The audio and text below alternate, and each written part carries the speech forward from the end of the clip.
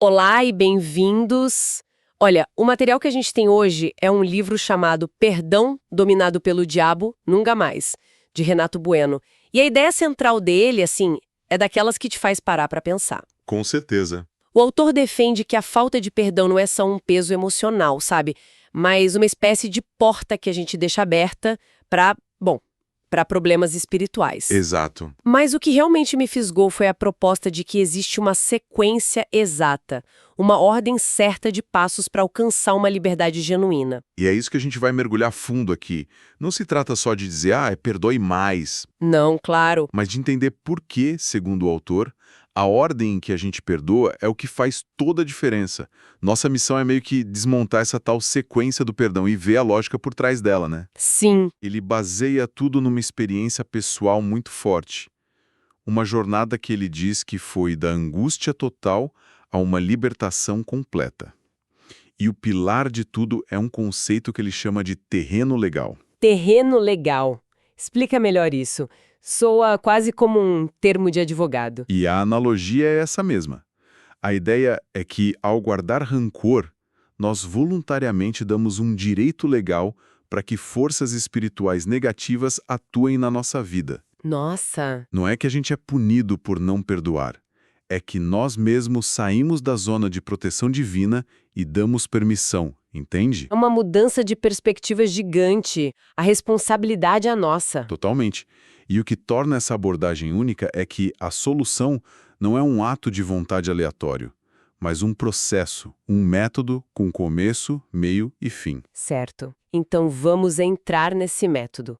O primeiro passo que o autor propõe na sequência é, no mínimo, surpreendente. É contraintuitivo. Muito. Não é perdoar a pessoa que mais te feriu, não é perdoar os pais, é aceitar o perdão de Deus. Confesso que isso me soa estranho. A gente sempre pensa que o desafio é perdoar os outros, né? Pois é. Mas a lógica do autor é bem simples e direta. Você não pode dar algo que não possui. Ok, faz sentido. Antes de ser uma fonte de perdão, você precisa ser um recipiente. É preciso primeiro entender a dimensão do perdão que você mesmo recebeu. E para explicar isso, ele usa uma parábola, a do servo impiedoso, em Mateus 18. Ah, essa é poderosa. É a história do servo que devia uma fortuna absurda ao rei, certo? Exato. E os números aqui são importantes para a gente entender a escala. A dívida era de 10.000 talentos. Isso é muito. É absurdo. Fazendo uma conversão grosseira, seria o equivalente a milhões de dias de trabalho. Era uma dívida literalmente impagável. Impossível. E o rei, vendo o desespero do servo, simplesmente o perdoa. Uma dívida zerada. Extinta. Que alívio. O cara ganhou na loteria da misericórdia. Precisamente. Só que, ao sair de lá, esse mesmo servo encontra um colega que lhe devia 100 denários. Que em comparação não era nada. Nada. Uma quantia irrisória, tipo o salário de 100 dias. E o que ele faz? Agarra o colega pelo pescoço e o joga na prisão até pagar o último centavo. Ele recebeu o perdão de uma dívida colossal e se recusou a perdoar uma mixaria. Exatamente. E é aqui que a coisa fica realmente séria. A consequência que o autor descreve, baseada no fim da parábola, é o que dá o tom de urgência para o livro todo, né? Totalmente.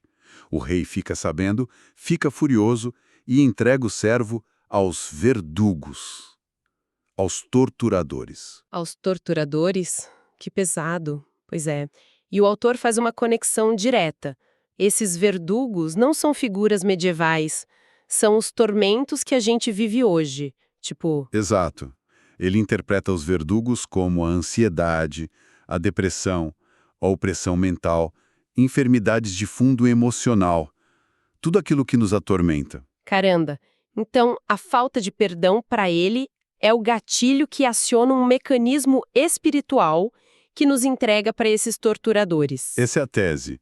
E o que é poderoso nessa interpretação é que ela tira a falta de perdão do campo da pura desobediência a uma regra, sabe? Sei. E coloca no campo da saúde mental, do bem-estar. Ele está dizendo que guardar rancor é uma autossabotagem com consequências reais, tangíveis. É isso. Não é um castigo divino arbitrário. É uma consequência direta da nossa escolha. Ao se recusar a perdoar, a pessoa está dizendo que a dívida do outro com ela é mais importante que a dívida impagável que Deus perdoou. Perdoar os pais. Isso, para muita gente, é o desafio de uma vida. É realista colocar uma barreira tão alta logo no começo? É uma ótima pergunta. E ele argumenta que não só é realista, como é essencial. Ele conecta esse passo direto com o que é conhecido como o primeiro mandamento com promessa. De Êxodo, honra teu pai e tua mãe. Para que se prolonguem os teus dias na terra. Exato. A interpretação dele é que a falta de perdão aos pais é uma forma de desonra que bloqueia ativamente essa promessa. Então, peraí. Na visão dele, o ressentimento contra os pais pode estar literalmente encurtando a vida de alguém ou travando a prosperidade. É uma afirmação bem forte, é fortíssima. E ele usa o próprio exemplo. Diz que, mesmo vindo de uma família que ele considerava ótima, carregou por anos um ressentimento inexplicável, uma angústia que o paralisava. E ele só entendeu a origem quando decidiu passar um tempo com o pai, só ouvindo. Entendi. Certo. Então, passo 1, receber o perdão de Deus. Passo 2, perdoar os pais. O próximo na hierarquia é? Perdoar o cônjuge. Isso. E aqui o conceito-chave é o de uma só carne. A lógica é que não perdoar o parceiro ou parceira é tipo uma doença autoimune espiritual. Você está atacando a si mesma. Faz todo sentido. Ele cita uma passagem que adverte para não dar vantagem a Satanás e argumenta que o casamento é um dos alvos preferidos e a falta de perdão é a brecha mais comum. E depois do cônjuge, ele vai para uma área que é fonte de muita tensão em muitas famílias. O passo 4 é perdoar os sogros. Ele chama de a multiplicação do amor. E é nesse ponto que o livro traz um dos relatos mais vívidos, quase cinematográfico. Como assim? O autor conta que após uma luta interna decidiu perdoar de verdade os sogros por uma série de pequenas ofensas acumuladas, sabe?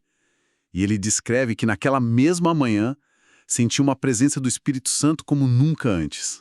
E aí vem a parte mais curiosa. Conta. Ele diz que saiu para comprar pão e encontrou uma mulher na calçada que parecia estar em um surto, gritando coisas sem sentido. Nossa! E ele afirma ter discernido que era uma manifestação espiritual e, sentindo uma autoridade que não vinha dele, repreendeu aquele espírito do mal. E a mulher teria se acalmado na hora. Espera um pouco. A conexão que o autor faz é: ele perdoou os sogros e, horas depois, sentiu que tinha poder para expulsar um demônio na rua. Exatamente o que ele relata. A conexão que ele faz é taxativa. Aquele poder só se manifestou porque a porta do perdão aos sogros foi aberta. Ele está sugerindo que atos de perdão desbloqueiam poder espiritual de forma imediata. Uau! Ok, então a gente arrumou a casa com os pais, cônjuges e sogros. Parece que o foco é todo no passado e presente. Mas e o futuro? E a relação com os filhos? Essa é a transição para o 5º passo, perdoar os filhos. E aqui o autor compartilha o que para mim foi uma das maiores sacadas do livro. Uau. Ele confessa que percebeu que, embora dissesse que perdoava os filhos, na prática ele não perdoava. E o motivo era sutil. Ele estava sempre esperando que eles repetissem os mesmos erros. Nossa, isso é muito identificável. Pois é, ele ficava de guarda, com o pé atrás, pronto para a próxima falha. É viver num círculo de desconfiança, onde a pessoa nunca tem a chance de ser diferente porque você já a condenou na sua mente. Exatamente. E ele define o verdadeiro perdão de uma forma muito poderosa. É confiar que a próxima atitude da pessoa será uma atitude nova. Uau. É liberar a pessoa da prisão do seu histórico de erros e dar a ela um cheque em branco. Para o autor, um pai deve ser para o filho o que Deus é para nós, uma fonte de misericórdia que se renova a cada manhã. Essa é uma mudança de mentalidade gigantesca. E depois de resolver todas essas relações, qual é o último passo? A sequência termina com perdoar a humanidade. Isso soa meio vago, não? Quase grandioso demais. Parece, né? Mas a chave está na origem da palavra perdoar. Vem do latim perdonare, que significa doar por completo. Doar por completo. O objetivo final da sequência não é se tornar imune à dor, mas chegar a um ponto de maturidade onde as ofensas dos outros perdem o poder de nos desestabilizar. Então não é sobre não se importar, mas sobre mudar o centro de gravidade da nossa segurança. Perfeito. A ideia, baseada no Salmo 37, é que a nossa confiança passa a ser totalmente depositada em Deus. As ofensas acontecem, mas elas não nos possuem mais, porque nossa identidade não está mais em jogo. Entendi. Perdoar a humanidade é um ato de entregar o controle. Exatamente. E descansar. Então, resumindo a jornada, a grande sacada aqui não é só a importância de perdoar, que a gente já sabe, mas a existência de uma sequência estratégica e o porquê dela. Primeiro, receber para poder doar. Isso. E essa doação começa no núcleo mais difícil, pais, cônjuges, sogros, filhos, para só então se expandir para o mundo. Exato. O que é fascinante é como o autor transforma o perdão de um mandamento moral, muitas vezes abstrato, em uma tecnologia espiritual. Uma série de chaves que abrem e fecham portas muito reais. É um mapa. É um manual de instruções para garantir que você está abrindo as portas certas de bênção, prosperidade e fechando as erradas, aquelas que levam aos verdugos. Um mapa prático para um território que muitas vezes parece um labirinto, né? Ele oferece uma estrutura clara para quem se sente perdido. Sem dúvida. É uma abordagem que promete não apenas alívio, mas uma transformação de poder e autoridade na vida de uma pessoa. A premissa é que seguir a ordem correta não é um detalhe, é o segredo do processo.